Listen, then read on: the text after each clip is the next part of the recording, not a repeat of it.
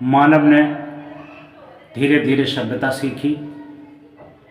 सभ्यता सीखने के बाद उसने अपना खान पान सुधारा, अपने रहन सहन का स्तर सुधारा, अपने लिए घर बनाए, अपने लिए काफिला बनाए, अपने समूह बनाए। उस समय खाने के लिए कुछ भी नहीं था। खाने के लिए जानवरों का मांस अधिक उपयोग में लाते थे और फिर धीरे धीरे उनकी बुद्धि विकसित होती गई। उन्होंने आग उत्पन्न की और आग उत्पन्न के बाद में उन्होंने उस मांस को भून करके खाना शुरू किया। शिकार करने के लिए औजार और हथियार बनाते थे जिससे वे शिकार करते थे और भारी भरकम जानवरों पर अपना वर्चस्व स्थापित किया, अपना अधिकार किया। उस जानवर को काबू करने के बाद में चलने के लिए बैलगाड़ी बनाई, खेत जोतने के काम में लिया गया, ज़मीन पर कुछ फसलें उगाई जाने लगी। वह फसलें खाद्य पदार्थों में आईं। धीरे धीरे मांस मछली का खाना कम हुआ और अनाज खाने लगा। फिर उन्होंने लत्ते पत्ते से अपना शरीर ढकते थे। उसके बाद में उन्होंने बड़े बड़े पत्तों और छालों का उपयोग किया। फिर उसके बाद में उन्होंने धीरे धीरे रस्सी और जटा और धीरे धीरे कपड़ों का विकास किया। विकास करने के बाद में धीरे धीरे वही मानव वनमानुष मानव इतना तरक्की कर गया कि आज इंसान बन गया। इंसान पूरी सृष्टि का सबसे अद्भुत प्राणी है, क्योंकि इंसान ही एक ऐसा जीव है जो इस सृष्टि में जो चाहे वो कर सकता है। सभी जीवों में उसके पास बुद्धि श्रेष्ठ है। उस बुद्धि के माध्यम से वह अपने बड़े से बड़े जीव को काबू में कर लेता है और उससे काम ले लेता है। बड़ी से बड़ी चट्टानों को तोड़ करके पत्थर बना देता है, सीमेंट गिट्टी बना देता है। बड़े से बड़े झरने, नहरें और झीलों को बांध बना करके बिजली उत्पादन कर लेता है। हाथी और शेर जैसे खतरनाक जानवरों को उनके ऊपर काबू करके उनसे भी काम लेना जानता है। इसलिए मनुष्य को श्रेष्ठ माना गया है।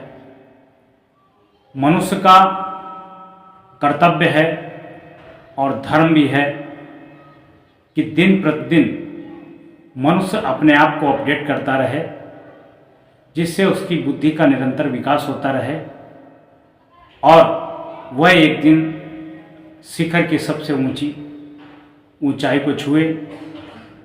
उसी का नाम मनुष्य है। लेकिन कुछ लोगों ने अभी तक अपना विकास नहीं कर पाया। जैसे ही बाप थे वैसे ही उनके बेटे निकल गए। न बाप ने कुछ कर पाया, न बेटों ने कुछ कर पाया।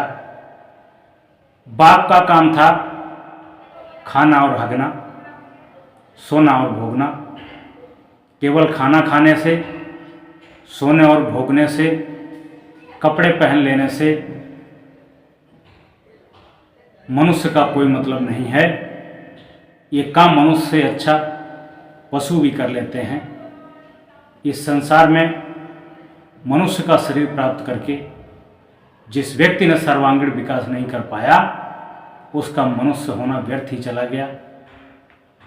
टीवी देखना, फालतू की चर्चाएं करना, गप सप लप में समय बर्बाद करना, ताश के फड़ों पर समय बर्बाद करना, फालतू राजनीति पर चर्चा करना, फालतू गांव की बात पर चर्चा करना, बैठ के बीड़ी पीना, बैठ के चिलम पीना, बैठ के हुक्का पीना, बैठ के रेडियो टीवी पे गाने सुनना, इन फालतू के प्रपंच में जिसने अपना समय बर्बाद कर दिया, समय ने उसके जीवन को बर्बाद कर दिया।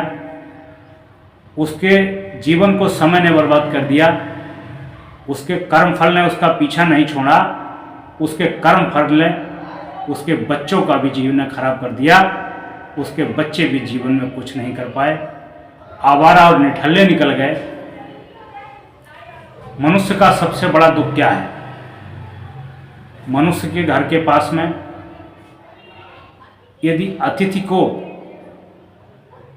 बैठालने उठाने की पर्याप्त जगह नहीं है, अतिथि का स्वागत करने के लिए चाय नाश्ता का बंदोबस्त नहीं है, अतिथि को बढ़िया भोजन खिलाने का प्रबंध नहीं है, अतिथि के आने पर खुश नहीं होता है, अतिथि के आने से उसका कोई प्रभाव नहीं दिखता है, ऐसे घर नहीं शमशान समान होते हैं। उस घर की कभी उन्नति नहीं हो सकती है, उस घर की कभी गरीबी नहीं मिट सकती है। इसलिए जिन घरों में ये दिक्कतें हैं वह सदैव बनी रहेंगी जब तक उनकी बुद्धि कुशाग्र नहीं होगी, जब तक उनके नौजवान कठोर परिश्रम नहीं करेंगे, शिक्षा व्यवस्था नहीं करेंगे, अनुशासन में नहीं रहेंगे, साफ सफाई नहीं रहेगी, सफाई शुद्धता नहीं रहेगी। ऐसे घरों में जब तक विकास नहीं हो सकता है, सुबह शाम सोना, कार्य न करना, पान तंबाकू ठेले पे खड़ा होना, पान तंबाकू खाना पीना, आवारा लफंगों के साथ दारू पीना, इधर उधर गांव में घूमना, मित्रों के साथ हेहेबाजी करना, ये सब तुम्हारी गरीबी आने के लक्षण हैं। सूर्यास्त से पहले उठना, अपने कार्य की योजना बनाना, घर की साफ सफाई करना। महिलाओं का दायित्व बनता है घर की साफ सफाई करके सबको भोजन नाश्ता समय से कराएं, और पुरुषों का दायित्व बनता है कि बाहर से कमा करके लाएं और घर में उन्नति करें, घर में बढ़िया शुद्ध भोजन व्यवस्था करें, बच्चे उचित शिक्षा अध्ययन करें, और जो भी कारोबार करते हों, चाहे नौकरी हो, चाहे खेती बाड़ी हो, चाहे व्यापार हो, उद्योग हो, दुकान हो, मन लगा के पूरा समय उसमें दें और ईमानदारी से अपना कार्य करें, तभी आपके जीवन में उन्नति हो सकती है। वरना जहाँ पे आप खड़े हो वहाँ पर भी नहीं खड़े रहोगे। एक दिन में कंगाली और गरीबी आके डेरा डाल देगी, फिर तुम वहाँ से नहीं निकल सकते हो। अपने जीवन का उत्थान कीजिए, अपने जीवन को सुंदर बनाइए, अपने जीवन को मधुर बनाइए। आपका कल्याण हो, आपका उद्धार हो। जय श्री राधे, जय श्री कृष्ण।